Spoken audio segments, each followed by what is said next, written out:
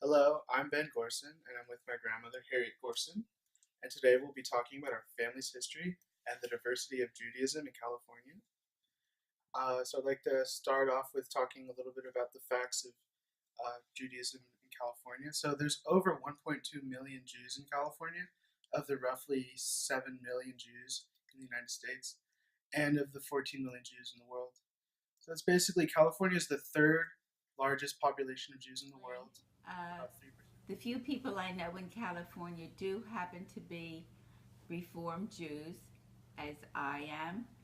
I love the diversity of people of all races in California getting along. I think that because historically Jews need to live near other Jews because of the necessity of finding a minyan, of the necessity of finding mates, Jewish mates for their children, if that's important to them.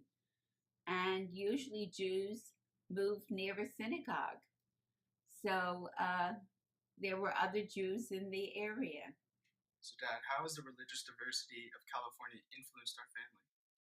California is the most religiously diverse place I've ever lived in my entire life, Actually, in the history of the world. and perhaps even in the history of the world. California has people from all over the world and all different religions living in the same neighborhood. Not one neighborhood for Catholics and one neighborhood for Jews, but literally everybody lives in the same neighborhood.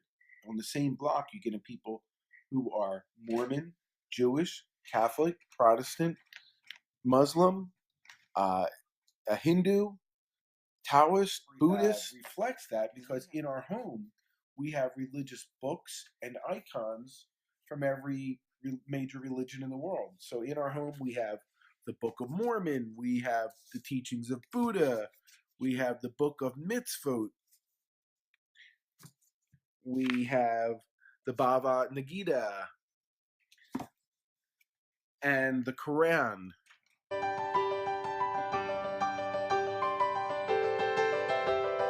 What is the religion? How has the religious identity of our family changed through these generations?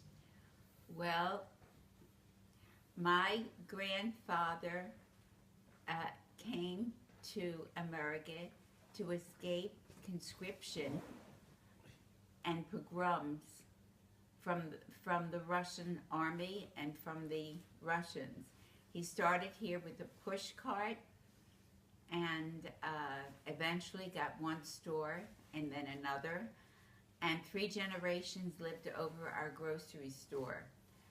My parents and grandparents lived conservatively and made sure that each generation had more education. So this is a samovar. It is a tea kettle from Russia, and it's been in our family how many generations? I think 5. And can you help us understand the importance of the samovar in our family's culture heritage? Well, I don't think there's any religious significance to the samovar, but the fact that it's been passed down and treasured from generation to generation is important.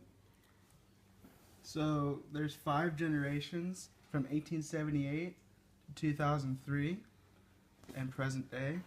We have seals of our family history. It's a very important tradition that's going to keep passing on for generations to come.